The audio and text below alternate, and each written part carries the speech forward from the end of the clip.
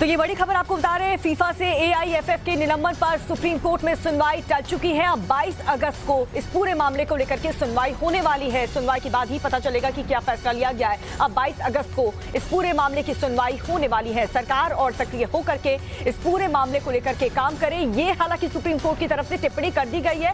FIFA से AIFF के निलंबन पर सुप्रीम कोर्ट में सुनवाई टल चुकी है। आज सुनवाई होनी थी, लेकिन सुप्रीम कोर्ट की तरफ से एक टिप्पणी करते हुए कि सरकार और भी ज्यादा सक्रिय होकर के इस पूरे मामले को लेकर के काम करे। अमित कुमार ज्यादा जानकारी देंगे। अमित, सुप्रीम कोर्ट की तरफ से और क्या कुछ कहा गया इस पूरे मामले को लेकर?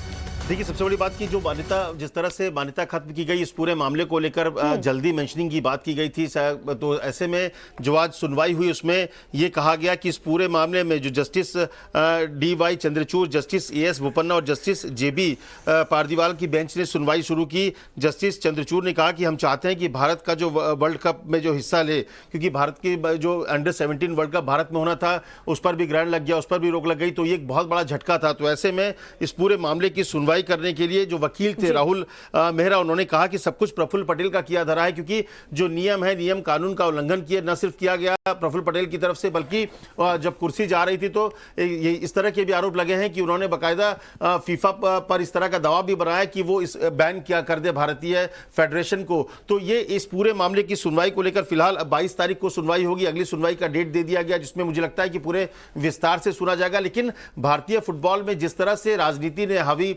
होकर प्रफुल्ल पटेल पूरे उसको अपना बनाकर वो पूरा एक तरह से कब्जा किए हुए थे, जो टेन्योर है, जो नियम कानून है कि 3 बार ही आप अध्यक्ष रह सकते हैं, 4-4 साल का एक काल होता है, इसके बावजूद अपनी कुर्सी बचाने के लिए भारतीय फुटबॉल संघ को खतरे में डाला और एक तरह से उन पर बैन लगने के पीछे जो आरोप लग रहे हैं, सीधे सीधे आरोप लग रहे हैं कि थर्ड पार्टी का हवाला देकर सही कह रहे हैं आप अमित। और यहाँ पर फीफा ने भी निलंबन करते हुए कहा था कि मैं पहले ही 3 बार वार्निंग दे चुके थे। गौरव का रुख कर लेते हैं। गौरव, आपके पास क्या जानकारी, सुप्रीम कोर्ट की सुनवाई में क्या कुछ रहा?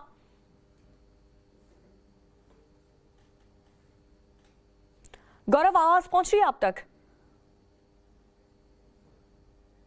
चलिए, गौरव से हम संपर्क करने की कोशिश करेंगे। लेकिन देखिए, अब अगली सुनवाई इस पूरे केस को लेकर के 22 अगस्त को होने वाली है। क्या फैसला लिया जाता है, इस पर नजर बनी हुई है। लेकिन सरकार और भी सक्रियता से इस पूरे मामले को लेकर के काम करे, ये सुप्रीम कोर्ट की तरफ से टिप्पणी कर दी गई है। अमित लगातार हमारे साथ बने हुए। अमित, जैसा कि आप जिक्र भी कर रहे थे, लेकिन फीफा ने भी कहा कि सस्पेंशन को लेकर, निलंबित को लेकर के हम पहले भी ऑलरेडी 3 बार वार्निंग दे चुके थे। ये ऐसा नहीं है कि रातों रात हमने ये कार्रवाई की है। नहीं, देखिए, ये कोई रातों रात नहीं हुई है। सबसे बड़ी बात कि इस बात को लेकर पहले से भी मामला क्योंकि जब कुर्सी छोड़ने की बात नहीं हुई तब कोर्ट जाना पड़ा था और कोर्ट ने प्रफुल्ल पटेल को उनके पद से हटाया और 3 लोगों को जिम्मेदारी दी कि वहां पर नया चुनाव कराया जाए, ताकि एक जो पूरी व्यवस्था फिर से जो भारतीय फुटबॉल फेडरेशन है उसमें लागू हो सके। लेकिन इसको लेकर एक तरह से वो अंतर्राष्ट्रीय स्तर पर फीफा के पास गए। जो आरोप लग रहा है कि उन्होंने इस बात को लेकर अपील की कि थर्ड पार्टी इंटरवेंशन हो रहा है, जो कि जो फीफा का रूल बुक के खिलाफ है। और इसमें एक बड़ी भूमिका, सीधा आरोप प्रफुल्ल पटेल पर है कि वो अपनी कुर्सी बचाने के लिए, अपनी सत्ता बचाने के लिए उन्होंने फीफा का सहारा लिया और फीफा के जरिए वहां पर इस बात को उन्होंने कन्विंस किया कि थर्ड पार्टी इंटरवेंशन जो कि उनके रूल के खिलाफ है, उसके जरिए यहां पर कोर्ट के जरिए और 3 लोगों की कमेटी बनाकर चलाया जाने की कोशिश की जा रही है। तो ऐसे में एक बड़ा सवाल, बड़ा आरोप जो है प्रफुल्ल पटेल पर है। हालांकि प्रफुल्ल पटेल को लगातार टाइम्स ऑफ नवभारत कोशिश कर रहा है, सुबह से उनसे फोन में बात करने की कोशिश की जा रही है। थोड़ी देर पहले मुंबई पे उनके घर है, वहां पर भी मैंने फोन किया, उनसे बात की। उनके स्टाफ ने कहा कि वो वहां पर नहीं है। दिल्ली में जो उनका जो सरकारी आवास है वहां पर भी कहा जा रहा है कि वो अपने घर पर नहीं है। तो वो लगातार सवालों के जवाब देने से बच रहे हैं, क्योंकि ये आरोप सीधा उन पर लगा है। फुटबॉल पूरे जो संघ है, भारतीय संघ, उसको बढ़ाने की जिम्मेदारी उनकी थी। लेकिन आज जब भारतीय फुटबॉल पर बैन लगा है तो उसके पीछे वजह मानी जा रही है प्रफुल्ल पटेल। तो बहुत बड़े आरोपों के घेरे में आप बता रहे हैं, जैसा कि जानकारी आप दे रहे हैं, लगातार हमारी टीम कांटेक्ट करने की कोशिश प्रफुल्ल पटेल को कर रही है। अगर वो जुड़ जाते हैं तो उनसे ही हम सवाल पूछेंगे कि आखिर हुआ क्या, ऐसा क्यों, ये नौबत क्यों आन पड़ी कि फीफा को बैन करना पड़ा। गौरव, मेरे सहयोगी जुड़ चुके हैं। गौरव, सुप्रीम कोर्ट की आज की सुनवाई में क्या कुछ रहा? देखिए, आज की सुनवाई बहुत महत्वपूर्ण थी। आज सॉलिसिटर जनरल जो कि सरकार की तरफ से पेश हुए, उन्होंने आते ही सबसे पहले कहा कि जो कल पिछले 2 दिनों में जिस तरह के घटनाक्रम हुए हैं, फीफा ने जिस तरह से सस्पेंड किया एआईएफएफ को और फुटबॉल वर्ल्ड कप होने पर दिक्कतें हुई हैं, इसको लेकर जस्टिस चंद्रचूड़ ने कहा कि हमें इस बारे में मालूम है और ऐसे में सॉलिसिटर जनरल ने ये मांग की कि इस मामले में सुप्रीम कोर्ट जो है वो कोई बड़ी कार्रवाई करे। वहीं इसी दौरान याचिकाकर्ता और सीनियर एडवोकेट राहुल मेहरा ने कहा कि ये सब कुछ प्रफुल्ल पटेल का किया करा है। हालांकि सॉलिसिटर जनरल तुषार मेहता की तरफ से सुप्रीम कोर्ट को ये जानकारी दी गई कि 2 मीटिंग जो है वो फीफा की हुई है, भारत सरकार से बात करने की कोशिश है और ये उम्मीद जताई जा रही है कि कुछ ना कुछ हल निकल सकता है। हालांकि सॉलिसिटर जनरल की तरफ से ये मांग की गई इस मामले की अगली जो सुनवाई है वो सोमवार को रखी जाए ताकि तब तक कोई ना कोई रास्ता जो है इस मामले में निकाल लिया जाए। और सुप्रीम कोर्ट ने इस बात का इंप्रेशन दिया है कि सरकार इस मामले में प्रोएक्टिव होकर कार्रवाई करे, अपनी भूमिका निभाए ताकि भारत में टूर्नामेंट भी हो सके और साथ ही साथ ऑल इंडिया फुटबॉल फेडरेशन के ऊपर से जो सस्पेंशन है वो भी हटाया जा सके। इस बीच में आपको बता दूं कि जो कमेटी ऑफ एडमिनिस्ट्रेटर्स है उसकी प्रशंसा जो है जाहिर तौर पर सरकार की तरफ से की गई और उसके प्रयासों की भी गई, लेकिन अभी तक चुनाव की जो प्रक्रिया ऑल इंडिया फुटबॉल फेडरेशन में शुरू होनी थी वो उस तरह से नहीं शुरू हो पाई है। और दूसरा, एनसीपी के बड़े नेता प्रफुल्ल पटेल की जिस तरह भूमिका को लेकर लगातार सवाल खड़े हो रहे हैं उसको लेकर अगली बार सुनवाई में सुप्रीम कोर्ट जरूर कुछ ना कुछ कहेगा, क्योंकि इस मामले में एक अवमानना याचिका जो है प्रफुल्ल पटेल के खिलाफ पहले से ही लगी है। तो ये एक बड़ा सुप्रीम कोर्ट और जाहिर तौर पर भारत सरकार इसे भारत की प्रतिष्ठा के तौर पर देख रहा है, क्योंकि भारत की लड़कियों को वर्ल्ड कप में खेलने का मौका सिर्फ इस वजह से मिल रहा है क्योंकि भारत इस पूरे टूर्नामेंट की मेजबानी करने जा रहा था। न सिर्फ भारत के ऊपर एक धक्का लगा है, साथ ही साथ उन लड़कियों से मौका छिन रहा है जो कि फीफा वर्ल्ड कप में खेल सकती थी। तो इन सभी को ध्यान में रखते हुए सुप्रीम कोर्ट ने कहा है कि भारत सरकार प्रोएक्टिव होकर इसमें रास्ता निकालने की कोशिश करे ताकि सस्पेंशन भी हटे और भारत में वर्ल्ड कप का आयोजन भी कराया जा सके। बिल्कुल गौरव, आप बने रहिए हमारे साथ, लेकिन मेरे सहयोगी रविकांत ने प्रफुल्ल पटेल के घर का जायजा लिया है, आपको दिखाते हैं। मतलब दिल्ली में नहीं है, दिल्ली में नहीं है, तो कोई जिनसे बात हो सके, जिनसे पता करना हो कि कब आएंगे सर, एक्चुअली मिलना था उनसे। सर मैं तो जानकारी नहीं दे सकता सर। अच्छा सर मेरी ड्यूटी अलग है सर। नहीं, वो मैं समझ सकता हूँ, इसीलिए पूछा हूँ अगर कोई ऑफिस में हो, लैंडलाइन नंबर हो या कोई नंबर हो मोबाइल, तो इस हम बारे में हमें जानकारी नहीं रहती सर। कोई अंदर मतलब जो अंदर कोई स्टाफ मेंबर हो जो बता सके। स्टाफ की वगैरह सर का जिससे बात हो। तो सर साफ तो है नहीं सर, बगैर साफ के जैसे जब तक उसके अंदर एंट्री अलाउ नहीं है सर। हाँ नहीं, वो तो आप बताइए साहब, मतलब दिल्ली में नहीं है, दिल्ली में नहीं है, तो कोई जिनसे बात हो सके, जिनसे पता करना हो कि कब आएंगे सर, एक्चुअली मिलना था उनसे। सर मैं तो जानकारी नहीं दे सकता सर।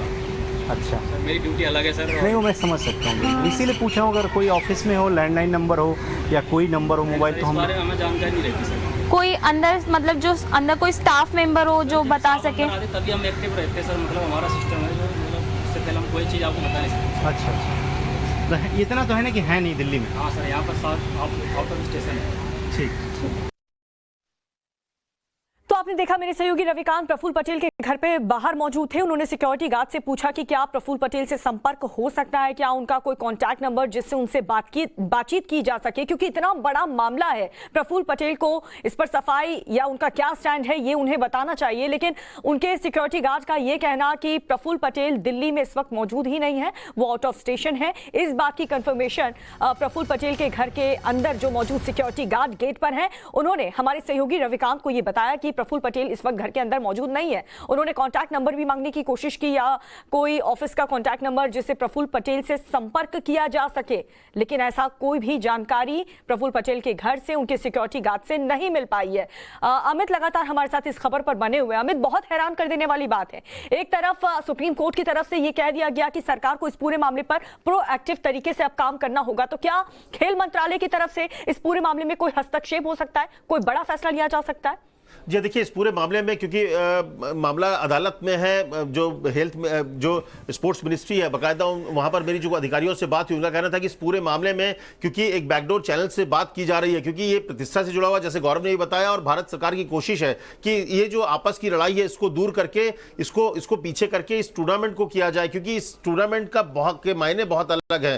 तो ऐसे में बहुत जरूरी था कि पहले वहां पर बात किया जाए। जो फीफा है वहां के अधिकारियों से लगातार भारत सरकार के लोग संपर्क में हैं, जो स्पोर्ट्स मिनिस्ट्री है उसके अधिकारी संपर्क में हैं कि कैसे बीच का कोई रास्ता निकाला जाए, और इसीलिए जो 22 तारीख की तारीख रखी गई है, जो अगली सुनवाई की जो मांग की गई थी, क्योंकि तब तक बीच में करीब 4 से 5 दिन का वक्त मिलेगा, उस 4 से 5 दिनों में कोई रास्ता निकालने की कोशिश होगी। लेकिन इस बीच आदित्य ठाकरे क्या कहने सुनते हैं।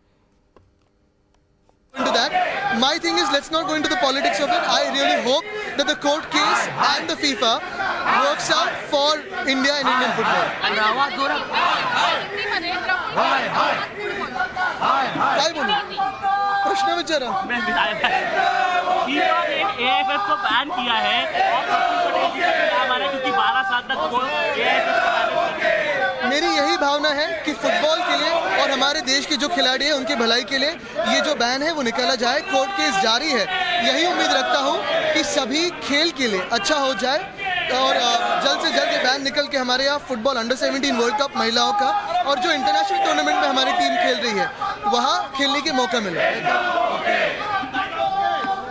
This is the language of goons. Unfortunately, the CM nor the super CM have any control over law and order or their MLAs, and you can see that this Gaddar Sarkar is speaking their real mind.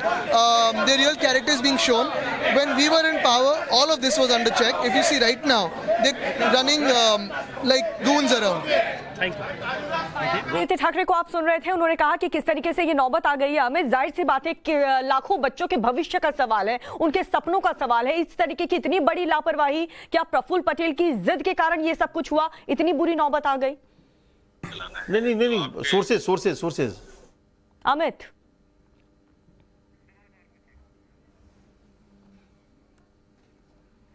Amit आवाज पहुंच रही है आप तक? सवाल दोहराएंगे आप? बिल्कुल अमित, जैसा कि हम देख रहे थे, आदित्य ठाकरे को भी सुन रहे थे, जाहिर सी बात है लाखों बच्चों के भविष्य का सवाल है, उनके सपनों का सवाल है। ऐसे में इतनी बड़ी लापरवाही की नौबत यहां तक आ पड़ी।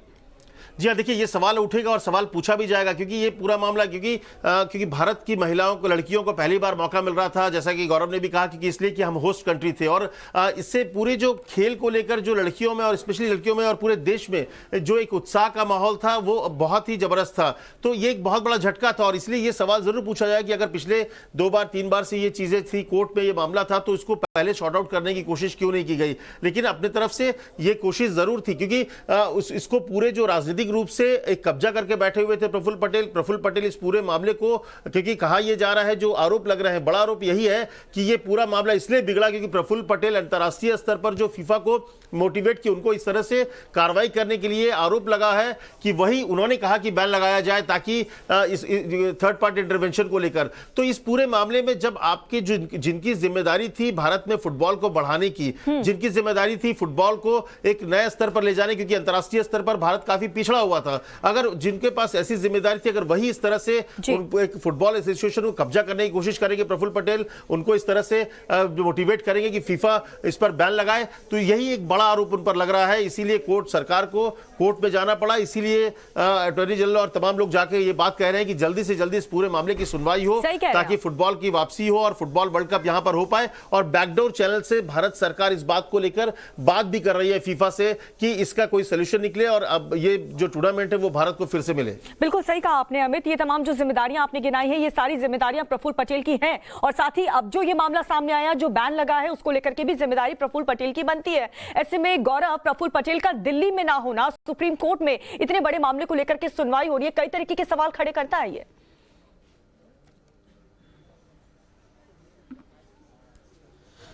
बिल्कुल, प्रफुल्ल पटेल की कहाँ हैं इसको लेकर अभी बहुत जानकारी उपलब्ध नहीं हो पा रही है। मुंबई, दिल्ली 2 जगहों पर तो उनका पता नहीं लगा है। गोंदिया जहाँ से वो आते हैं संभवतः वहाँ भी वो नहीं है, तो हो सकता है जो जानकारी हमें मिले कि संभवतः वो बाहर गए हुए हैं, छुट्टियों पर गए हैं। लेकिन वो एक अलग मसला है। मसला यहाँ पर यह महत्वपूर्ण है कि प्रफुल्ल पटेल का जो प्रभुत्व रहा 2009 से लेकर 2020 तक, 2009, 2012 और 2016 3 बार वो ऑल इंडिया फुटबॉल फेडरेशन के अध्यक्ष चुने गए। 2020 में उनका कार्यकाल खत्म हो रहा था, लेकिन उन्होंने तब तक पद नहीं छोड़ा जब तक कि यह मामला सुप्रीम कोर्ट नहीं पहुंच गया। और सुप्रीम कोर्ट में मई में इसी साल एक कमेटी ऑफ एडमिनिस्ट्रेटिव्स जो है, यानी कि प्रबंधक समिति का गठन नहीं कर दिया। उसके बाद जाकर प्रफुल्ल पटेल ने इस्तीफा दिया। लेकिन यह आरोप लगते रहे कि प्रफुल्ल पटेल न सिर्फ ऑल इंडिया फुटबॉल फेडरेशन और तमाम स्टेट फेडरेशन के जो अधिकारी हैं, लोग हैं, उनको प्रभावित और डराने धमकाने की कोशिश कर रहे हैं, साथ ही साथ वो कमेटी ऑफ एडमिनिस्ट्रेटिव एडमिनिस्ट्रेटर्स यानी प्रबंधक समिति के लोगों को भी प्रभावित करने की कोशिश कर रहे हैं। और यही वजह है कि यह मामला सुप्रीम कोर्ट भी पहुंच चुका है।